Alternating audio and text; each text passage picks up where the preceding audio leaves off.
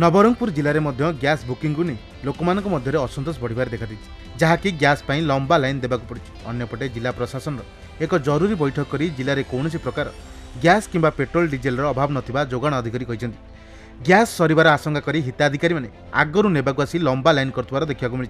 अन्यपटे online gas booking portal ठीक भाव में खोलु नथुबा अभियोग हेउता बेले अनेक खाउटी बाध्य होई सीधा सड़क गैस एजेंसी को जाई बुकिंग करछन्ती। गैस पे आसती 2 मास है मत गैस मिलना मात्र बाहर ब्लैक 1400 टंका लेखा बिक्री हो सीनियर सिटीजन लाइन रे जगवा मो पक्षे संभव नुह माने सुविधा सप्लाई करा तार व्यवस्था कले भल रहता।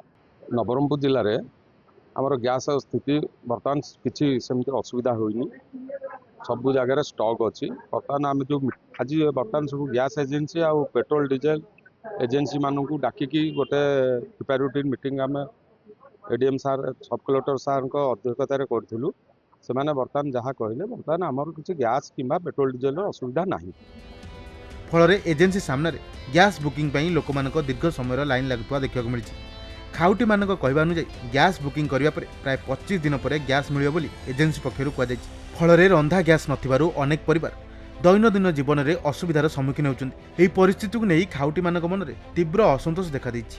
अन्यपटे प्रशासन तरफ कौन प्रकार व्यतिव्यस्त नहेबाकू साधारण जनता को कहता बेले जिले में गैस यथेष्ट थिबा विभाग पक्षर कहुई।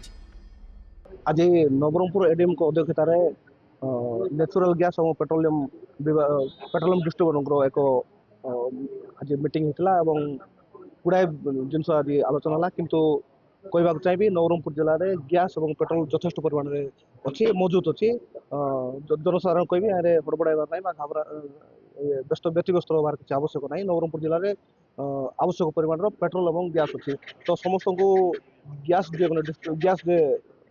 खाउटी अच्छा अनुरोध कर मोबाइल ओटीपी आने ओटीपी जो ओटीपी आमको देले आम निहाती भाव में सांगे सांगे गैस प्रोवाइड कर। नवरंगपुर अनिल प्रभात भत्रांग रिपोर्ट खबर ओडिशा।